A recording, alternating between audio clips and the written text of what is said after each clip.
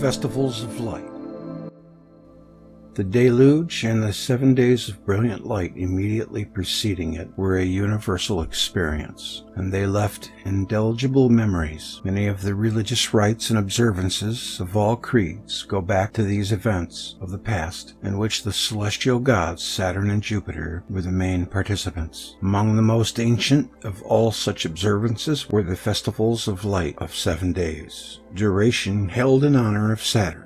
7 days of light just before the deluge overwhelmed the earth are recreated in these feasts. Herodotus describes a nocturnal light festival held each year at Sais in commemoration of Osiris's death and resurrection. It was called the Feast of Lamps. There is one night in which the inhabitants all burn a multitude of lights in the open air round their houses. These burned the whole night. The Egyptians, who were absent from the festival, observed the night of the sacrifice, no less than the rest, by a general lighting of the lamps, so that the illumination is not confined to the city of Sais, but extends over the whole of Egypt. In Rome, the Feast of Light was named Saturnalia.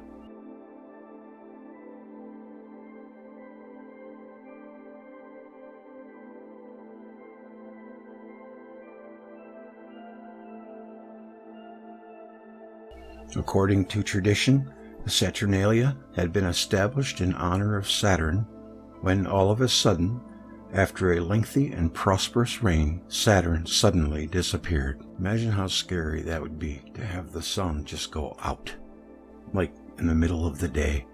Macrobius wrote that in celebrating the Saturnalia, the Romans used to honor the altars of Saturn with lighted candles, sending round wax tapers during the Saturnalia. In his time, the festival was celebrated for 3 consecutive days. But Macrobius wrote, and yet, in fact, among the men of old, there were some who supposed that the Saturnalia lasted for 7 days. For Navius, that's probably where they get the word novice, says, long awaited they come, the 7 days of Saturnalia. And Mummius says, of many excellent institutions of our ancestors, this is the best, that they made the 7 days of the Saturnalia begin when the weather is coldest. Hanukkah and Christmas are both feasts of light, and like the Saturnalia, both can be traced to the days of the universal deluge. The Hebrew tradition that Hanukkah was established to commemorate the miracle with the oil that was found undepleted and sufficed for 7 days is a poor rationalization.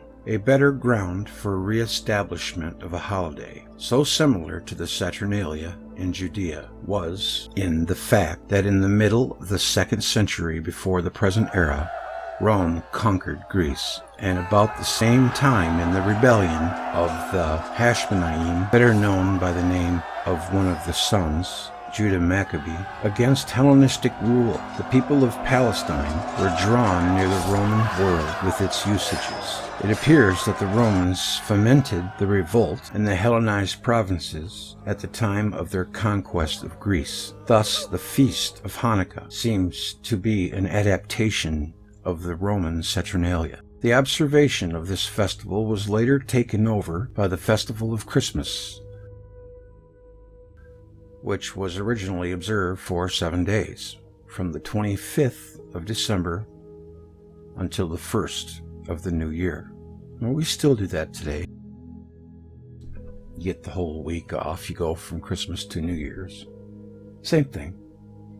So it was to celebrate the nova of Saturn, which lasted for 7 days. The earliest of the festivals of this type that we know of was the yearly 7-day-long celebration commemorating the inauguration of the Temple of Ningirsu in Babylonia in the time of Gudea, what a name, before circa 2000 BC. For this and other similar festivals, P. Berbelis, Ancient Festivals of Saturnalia, 1964.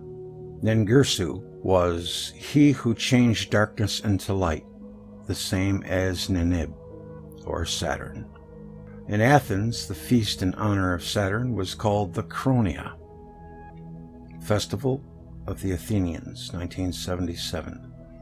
It would appear that the main idea behind the Saturnalia-type festivals, so widespread in antiquity, was a reenactment of the conditions that existed during the Golden Age, when Saturn reigned. The celebration of the Roman Saturnalia, which according to Macrobius, predates the founding of Rome by many centuries. 7, in parentheses, was marked by a reversal of social relations, the release of the statue of Saturn that stood in the forum from its bonds, Macrobius Saturnalia 7, the crowning a mock king, apparently representing Saturn, whose every command had to be strictly obeyed, Lucian, Saturn 2, 4, and 9, and who was later sacrificed on the altar of Saturn. Some details of such a sacrifice are given in Acta Sancti Dasi. Porphyry reports the existence of a similar festival on Rhodes, during which a man was sacrificed to Kronos. Oh, nice. Just crazy people. Sacrifice has to be the second dumbest idea of all time. What if that deity had plans for that person? Assuming he exists. Maybe he doesn't need the extra burden. You know, everybody always automatically assumes that it's a good thing to sacrifice somebody. For what? If you have the time, please take the poll on what is the worst idea of all time. War, slavery, sacrifice, or marriage. What's the deity like? Oh, isn't that sweet? He gave me a soul. Oh, I think I'll make it rain. No. Dumb. So that's why the natives always take him in, make him king for a day, and then sacrifice him. They're reenacting Saturn's catastrophe upon the earth. That's pretty amazing. A possible parallel in Mexico may be the festival of, I love these words, Atamotzli. On the 21st of December, they celebrate the festival of that god who they say was the one that uncovered the earth when it was annihilated by the waters of the deluge. Herodotus. 2. By J.G. Fraser, Adonis Osiris, 1907. Macrobius noted also the opinion of those who think that the practice is derived simply from the fact that it was in the reign of Saturn that we made our way, as thou, to the light, from rude and gloomy existence to knowledge of the liberal arts. Tammuz and Osiris, on the Egyptian Light Festival in honor of Osiris.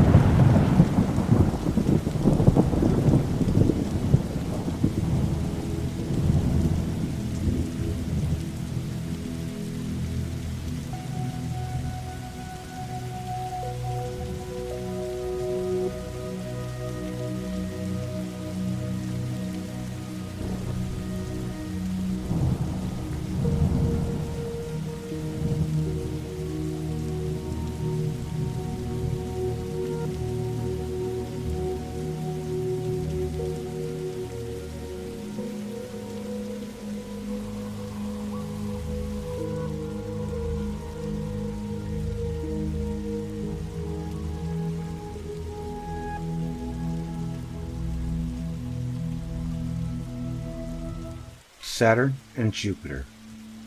The history of this pair, the ancient Kronos and Zeus, or Saturn and Jupiter, as reflected in many traditions all around the world. Oh, I gotta use my throat spray. I got new throat spray.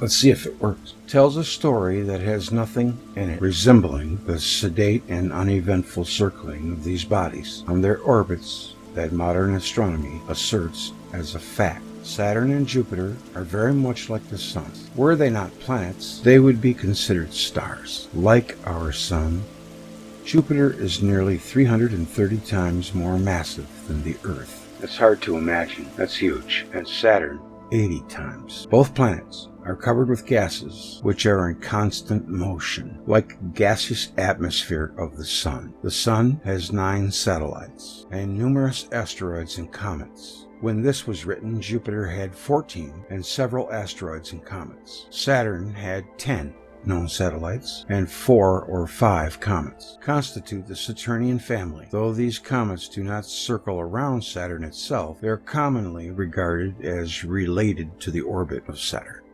Were Jupiter and Saturn free from the bonds of the Sun, they could be considered as stars or suns. Were two such stars set in space close to one another, they would constitute a double star system, both stars circling around a common focus.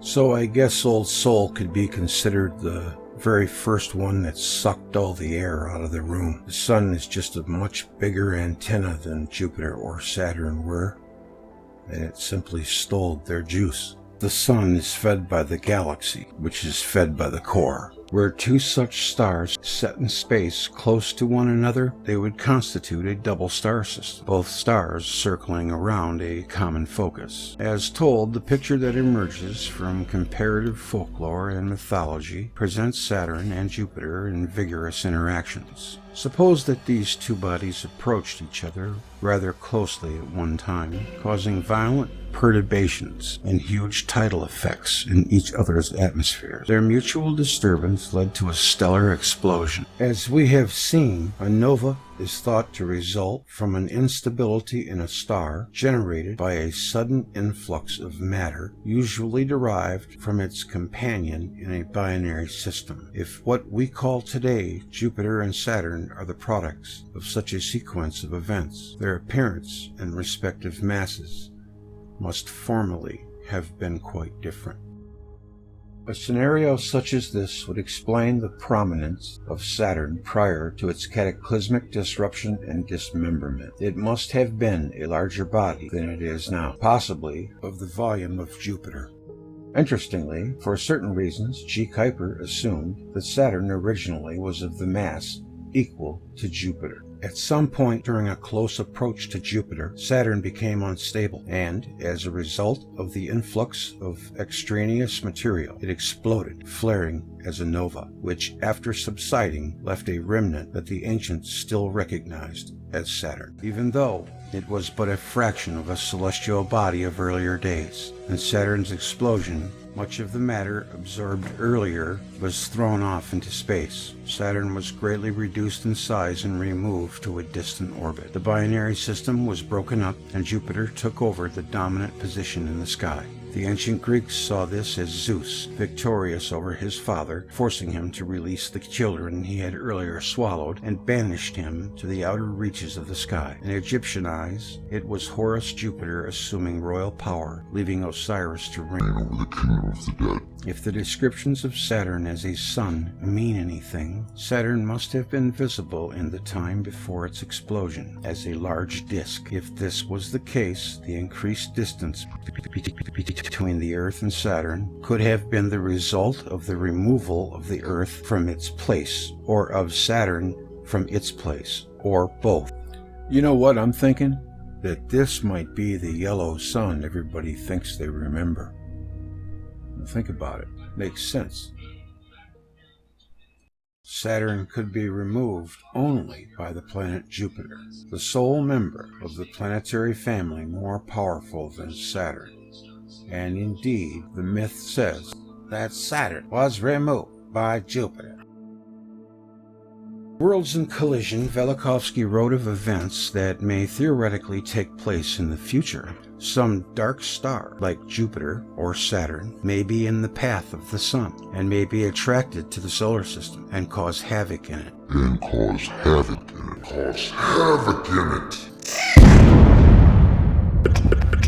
While, in 1950, both planets were assumed by astronomers to be covered by thick layers of ice.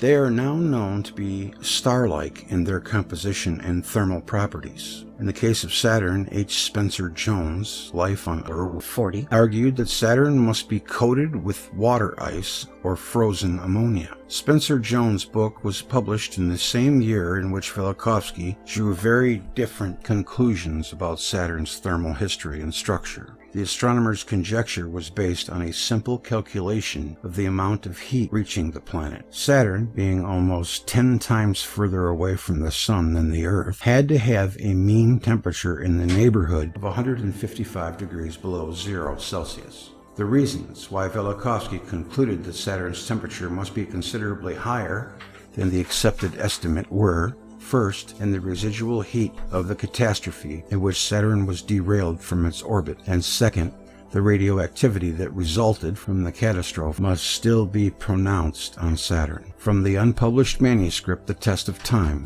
On top of all this, based on its past history, Saturn can be regarded as a star and may have some of the mechanism that makes our sun burn with intense light. In 1966, Kellerman described his observations and measurements at a wavelength of 21.3 centimeters, which Saturn recorded in the 21 centimeter band. It's at radio wavelengths of 50 and 100 centimeters. Found unusually high temperatures, must have an inertial energy source, and is in fact more like a star than a planet, though it is not considered sufficiently massive to function as a true star. The article compares the view expressed only a few years previously by Carl Sagan that Saturn could not be an abode of life because of atmospheric temperatures several hundred degrees below 0 Fahrenheit. Intelligent life in the universe. Jeez. Oh, Carl. Get out of here, you silly knucklehead. Moving on. Measurements in the infrared, in the far infrared, and sub-millimeter range published in 1977 indicate that the internal energy of Saturn showed that the interior of the planet has a temperature exceeding 10,000 degrees Kelvin, which is considerably hotter than the surface of the Sun, less than 6,000 degrees Kelvin. A hypothesis that the protoplanet masses of Jupiter and Saturn were nearly the same was advanced by G. Kuiper, See Sky and Telescope, March 1959. I definitely think Jupiter and Saturn are more like stars. The line between planet and star gets fuzzier every year. Sagan, after he mentioned that about Saturn in 77, when they found out that it was over 10,000 degrees, he didn't say a word about it, did he? There you are.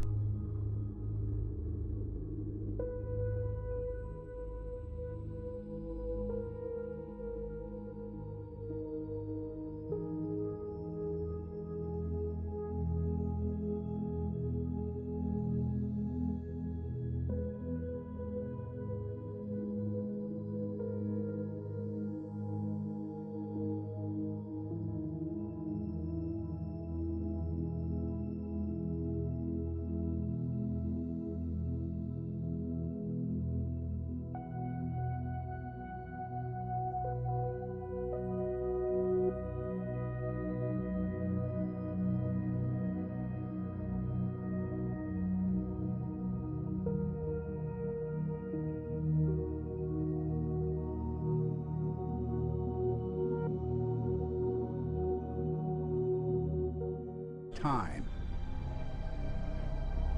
He claimed that, in the earliest remembered epoch, the planet Saturn dominated the sky, close to the Earth, presiding over the mythic Golden Age. It was an outrageous idea, and yet I found in it the inspiration for a life's work. Ancient cultures the world over insisted that an exemplary sun once ruled the sky. For the Egyptians, this former power was the creator Atum-Ra, ruling from the center and summit of the sky. In ancient Mesopotamia, we see the primeval sun as a great turning wheel in the heavens, and the astronomers named this body as the planet Saturn. It was from the Romans that we received the planet's name, Saturn. But an archaic Latin name for Saturn was Sol, the sun. In earlier Greek texts, the planet Saturn, called Kronos, was also named Helios, the sun.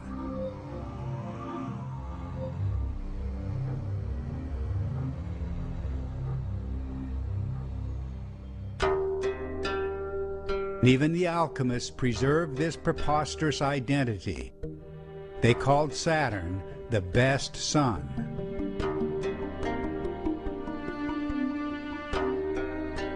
Best sun, superior sun, exemplary sun. The core idea always pointed directly to the axis of the sky, the celestial pole around which the heavens visually turn. As improbable as it may seem, this is where the Egyptians located their primeval sun god, Atum.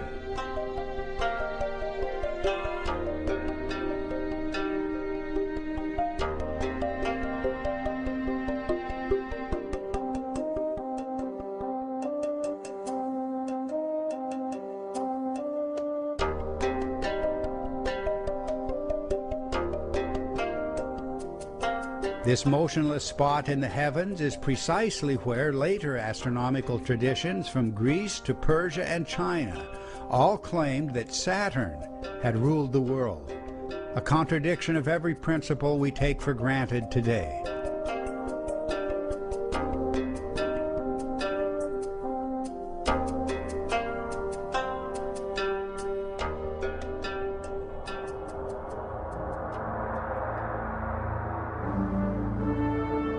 Ancient chroniclers insisted that the planet Saturn, now just a speck in the sky, had presided over the Golden Age, an epoch of abundance, cosmic harmony, and grandeur. The archaic name of Italy was Saturnia, and tradition held that this very name was given to the original site of Rome.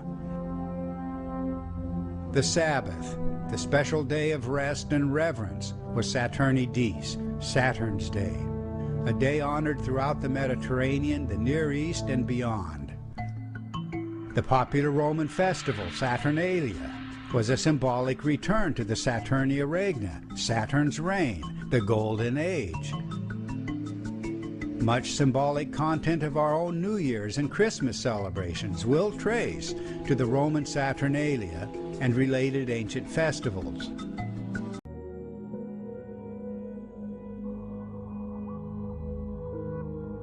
How it comes out, sitting here with the champ after the big fight with Jupiter. First of all, champ, I'd like to extend my condolences. Thanks, buddy. But you're lost, and you're not the you once were. Alright, thank you. Greg J. would like me to extend to you a season's greetings. Thank you. Good night.